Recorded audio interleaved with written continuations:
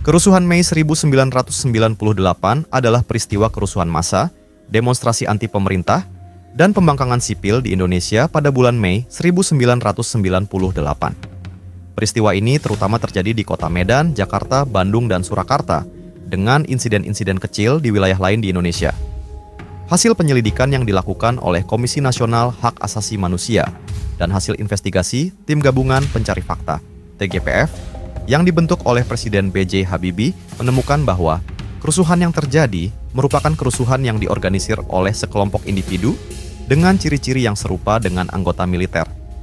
Kerusuhan tersebut diorganisir dengan mengeksploitasi kekecewaan publik akibat korupsi, krisis moneter, dan berbagai permasalahan sosial lainnya, termasuk kekurangan pangan dan pengangguran massal. Kerusuhan ini akhirnya berujung pada pengunduran diri Presiden Soeharto dan jatuhnya pemerintahan Orde Baru yang telah berkuasa selama 32 tahun. Target utama dari kerusuhan tersebut adalah etnis Tionghoa Indonesia, namun sebagian besar korban jiwa disebabkan oleh kebakaran besar dan terjadi di antara para penjara. Diperkirakan lebih dari 1.000 orang tewas dalam kerusuhan tersebut. Pada kerusuhan ini, banyak toko dan perusahaan dihancurkan oleh amukan massa, terutama milik warga Indonesia keturunan Tionghoa. Konsentrasi kerusuhan terbesar terjadi di Jakarta, Medan, dan Surakarta. Dalam kerusuhan tersebut, banyak warga Indonesia keturunan Tionghoa yang meninggalkan Indonesia.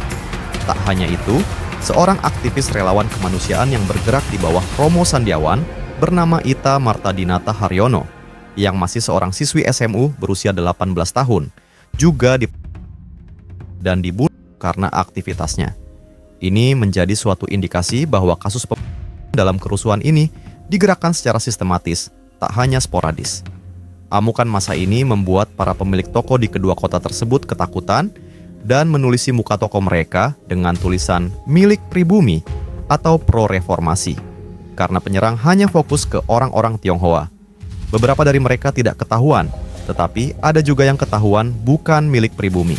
Sampai bertahun-tahun berikutnya, pemerintah Indonesia belum mengambil tindakan apapun terhadap nama-nama yang dianggap kunci dari peristiwa kerusuhan Mei 1998. Pemerintah mengeluarkan pernyataan yang menyebutkan bahwa bukti-bukti konkret tidak dapat ditemukan atas kasus-kasus tersebut, tetapi pernyataan ini dibantah oleh banyak pihak.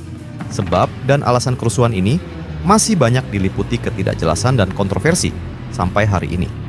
Namun umumnya masyarakat Indonesia secara keseluruhan setuju bahwa peristiwa ini merupakan sebuah lembaran hitam sejarah Indonesia, sementara beberapa pihak, terutama pihak Tionghoa, berpendapat ini merupakan tindakan pembasmian, genosida terhadap orang Tionghoa, korban. Tim Gabungan Pencari Fakta, TGPF, jumlah korban jiwa akibat kerusuhan 1998 mencapai 1.308 jiwa.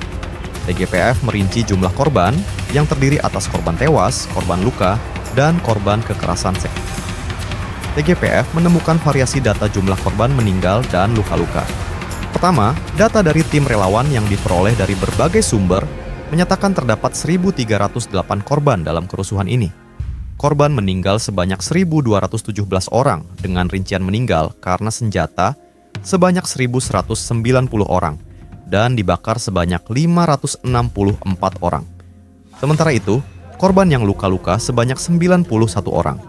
Mereka yang meninggal karena senjata termasuk 4 korban tragedi Trisakti yang terjadi pada 12 Mei 1998. Pembakaran Plaza Central Klender dianggap sebagai peristiwa yang paling banyak memakan korban jiwa dalam kerusuhan tersebut. Setidaknya 288 sampai 488 orang tewas dan terbakar secara hidup-hidup. Dan inilah penyebab peristiwa 98 terjadi, faktor ekonomi menjadi pemicu utama. Krisis moneter 1997 memicu inflasi, pengangguran, dan kemiskinan yang meluas. Hal ini memicu keresahan masyarakat, terutama mahasiswa dan rakyat kecil. Faktor politik juga berperan penting. Pemerintahan Orde Baru di bawah kepemimpinan Presiden Soeharto dikritik karena korupsi, kolusi, dan nepotisme, KKN, yang merajalela. Ketidakadilan dan represi politik semakin memperburuk situasi. Ketiga tragedi Trisakti pada 12 Mei 1998 menjadi titik balik. Penembakan terhadap 4 mahasiswa Universitas Trisakti oleh aparat keamanan memicu kemarahan massa dan demonstrasi besar-besaran di berbagai kota. Keempat isu SARA kemudian ditunggangi oleh pihak-pihak tertentu untuk memperkeruh suasana. Kerusuhan, penjarahan, dan pembakaran terjadi, terutama di Jakarta dan sekitarnya. Pengunduran diri Presiden Soeharto pada 21 Mei 1998 menjadi puncak peristiwa ini.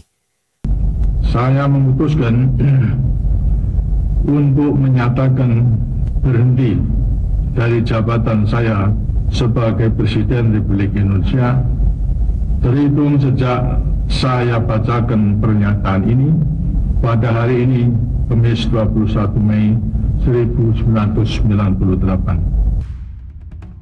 Jatuhnya Orde Baru membuka jalan bagi era reformasi di Indonesia. Dan inilah dampak peristiwa 98 bagi Indonesia. 1. Korban jiwa dan kerugian materi. Peristiwa Mei 1998 menelan ribuan korban jiwa dan menyebabkan kerugian materi yang besar. Banyak orang kehilangan nyawa, bangunan rusak, dan terjadi penjarahan serta pembakaran. Kedua, perubahan politik. Peristiwa Mei 1998 berujung pada keruntuhan rezim otoritarian Soeharto yang telah berkuasa selama kurang lebih 32 tahun.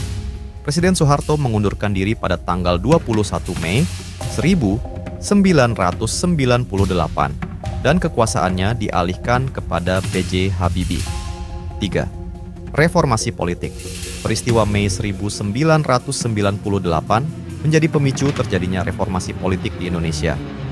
Reformasi ini meliputi perubahan sistem politik, kebebasan pers, pemilihan umum yang lebih demokratis, dan penghapusan beberapa aspek otoritarianisme dalam pemerintahan. Peristiwa Trisakti Mei 1998. Berbagai demonstrasi sudah terjadi di mana-mana, salah satunya dilakukan mahasiswa dari HMI, Himpunan Mahasiswa Islam. Sampai pada 12 Mei 1998, terjadi demonstrasi besar-besaran di depan Universitas Trisakti, Jakarta. Peristiwa ini merenggut nyawa 6 orang mahasiswa akibat tembakan aparat keamanan.